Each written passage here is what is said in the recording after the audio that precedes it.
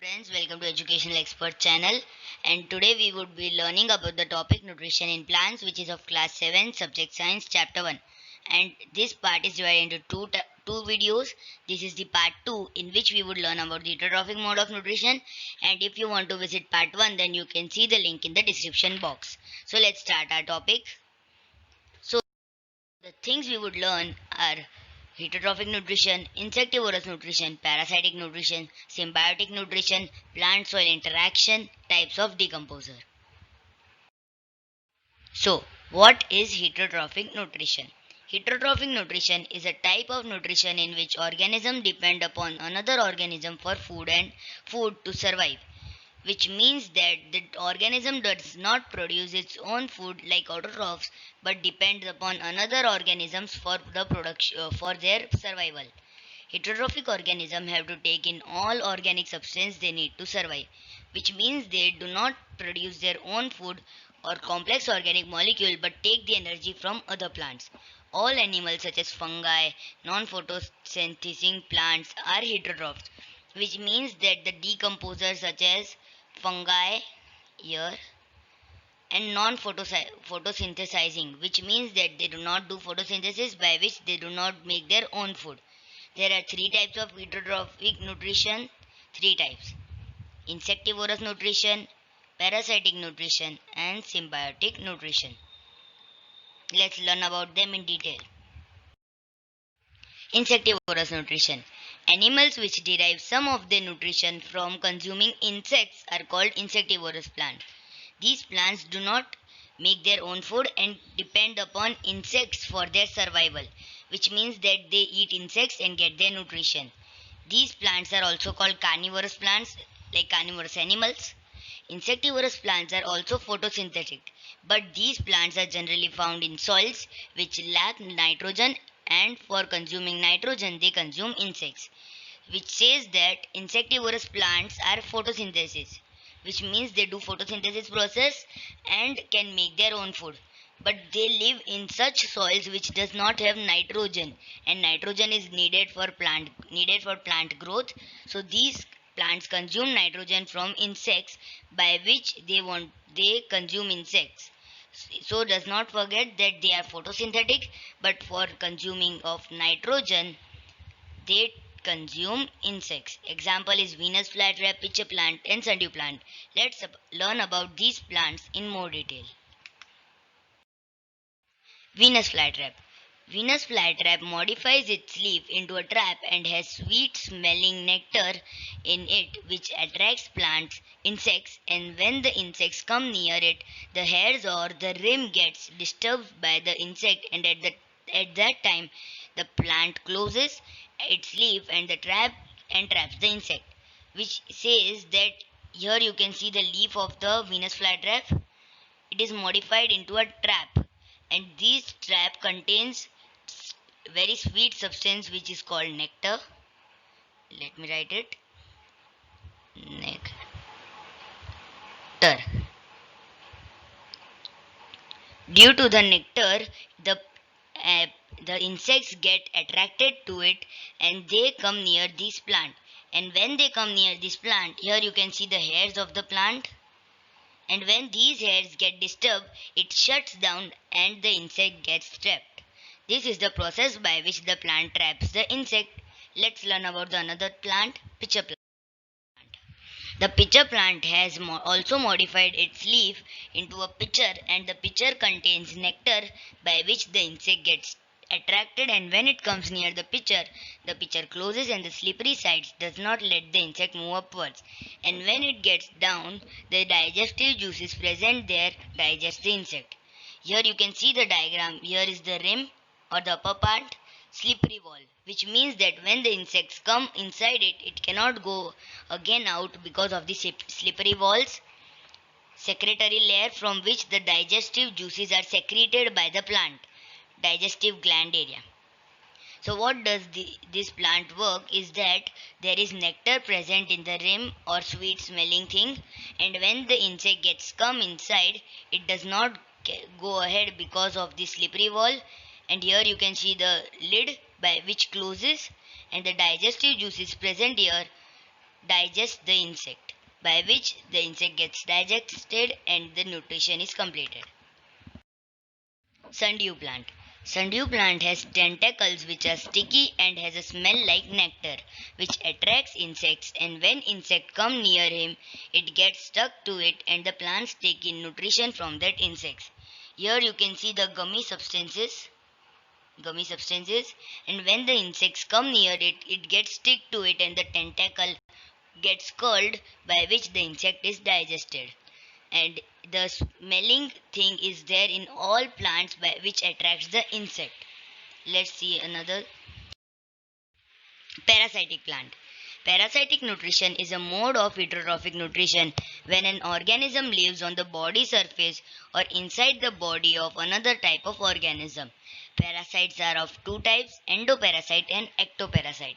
Endoparasite live inside the host plant and gains nutrition, and ectoparasite lives outside the plant and takes nutrition, which means that in parasitic mode of nutrition, sometimes it penetrates the plant, which is also called endoparasite, and sometimes it does not penetrate the plant and it's outside of the plant, is called ectoparasite. They are of two types, and what does this parasitic nutrition includes that the plant uh, does not make their own nutrition but depend upon the host plant for their nutrition. Let's see the examples.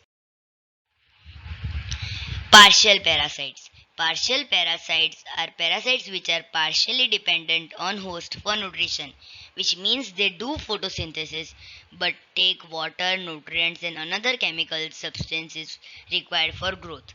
Same as insectivorous plants, these do photosynthesis, but the things which are required for photosynthesis, such as water, minerals, which are taken from the soil, is adapted by these plants from the host.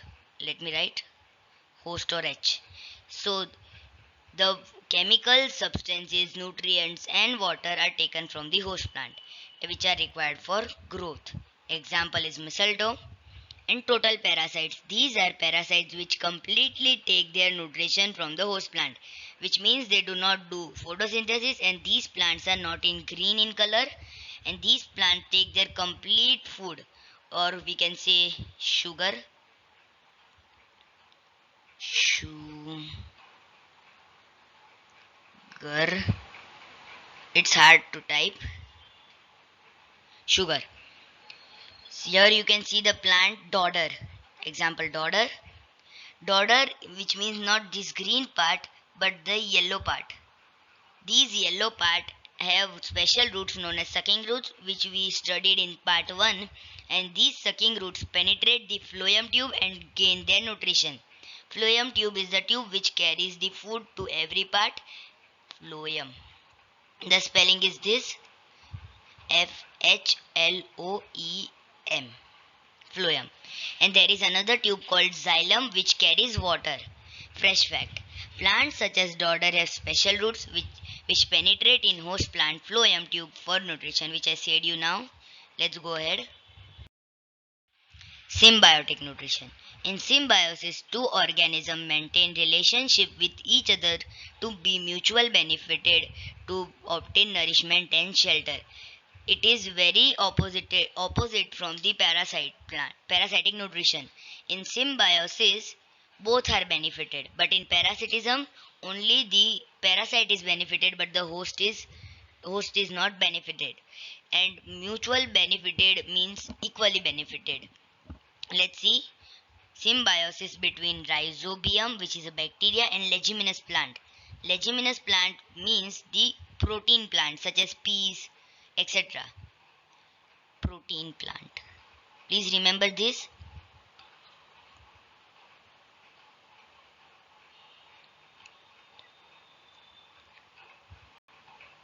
The spelling can be wrong. I don't know.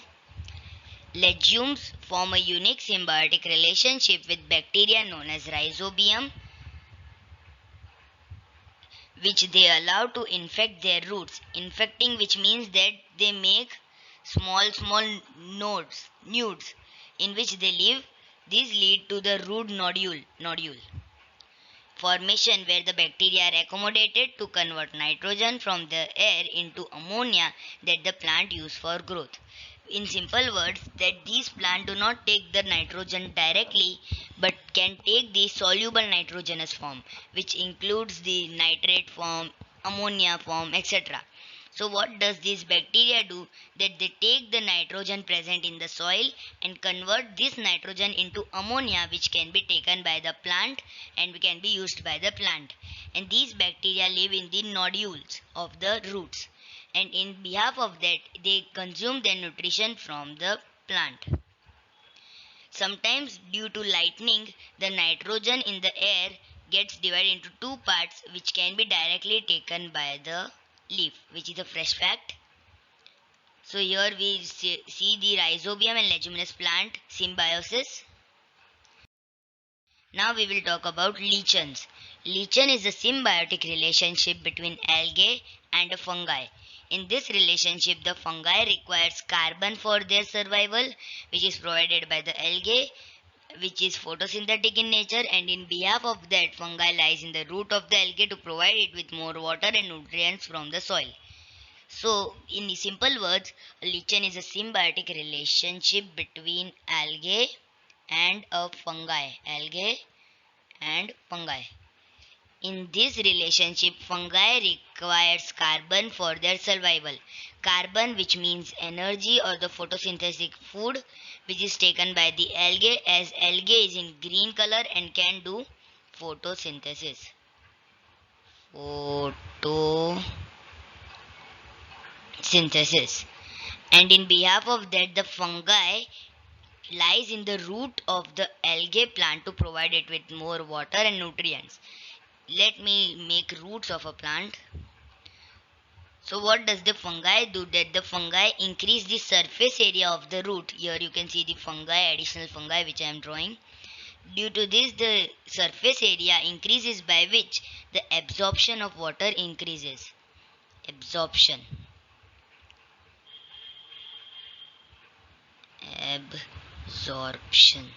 Absorption increases, and due to the absorption of more water and nutrients, it can do more photosynthesis. So both are benefited. Let's see another type. Mycoheterotrophs, which is a common name for different plants. Mycoheterotrophic plants are partly photosynthetic plants that obtain energy and nutrients from fungi and in behalf give products of photosynthesis. In this, the algae is not there, but there can be any plant, but fungi is compulsory, so it is called mycoheterotrophs. And what does these plant do? They give the fungi their photosynthetic food like the algae, and in behalf of that, the fungi is saprophytic, which means it can break down the dead organic matter into nutrients, and these nutrients are taken by the plant. Saprophytic nutrition. This is called saprophytic nutrition. Saprophytic. Sapro. Next, decomposers. You would have learned this from many years. Decomposers are organisms that break down dead and decaying organisms. They carry out decomposition, a process possible by only certain kingdoms such as fungi. Decomposition is the process in which a compound splits into two or more simpler substances. Here you can say CiNA, NaCl, which gets split into Ci, chlorine, and Na, sodium. So this is a salt which gets split into two parts. The breaking down of any substance by the decomposer is due to the process of decomposition, a process possible by certain kingdom. Certain kingdom means certain species, such as fungi, which is saprophytic. I said you ahead. Decomposition is the process by which the compound splits into two or more parts. Example, fungi and mushroom. Decomposer are organisms that break down dead and decaying organisms. Let's see two parts. Types of decomposer. The decomposers are of two types, detrivores and saprotrophs. I said fungi here, saprophytic nutrition or saprotrophs. The difference between them is that a detrivore is an organism that eat dead and decaying plant or animal food, which is same. They digest the decaying matter internally, which means that they first eat the dead and decaying matter and then in the poop form, they remove the organic matter. And saprotrophs is an organism which eats and dead and decaying but externally by secreting digestive juices, which means that the earthworm takes the organic matter in its body, digests it, and removes it in the form of poop.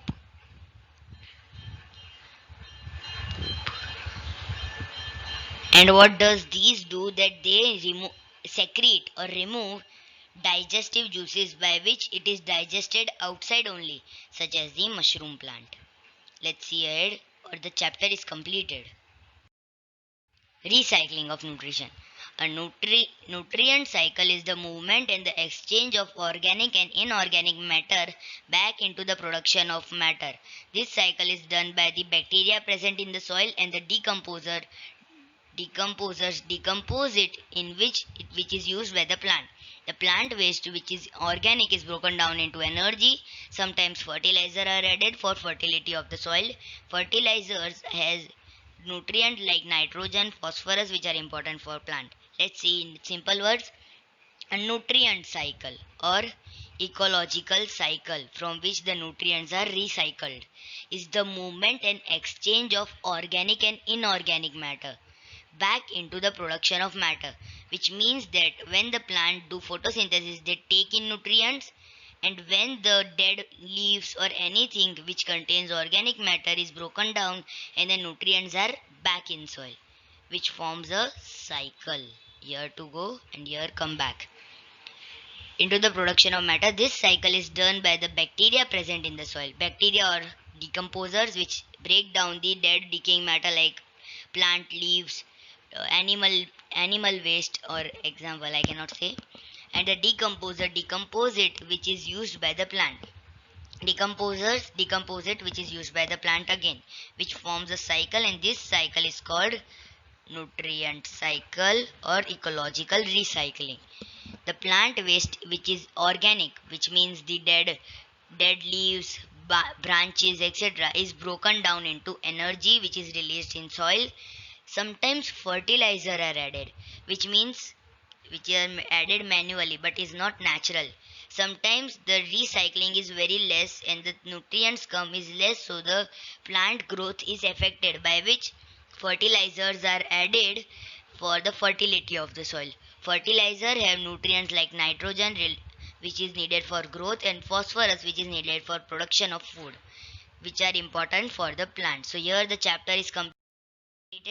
Thank you for watching my video, and you can comment me if you have any doubt about the chapter, and subscribe the channel if you like the video and click the like button.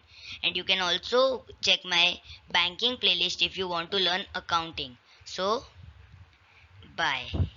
Let me light it. Bye.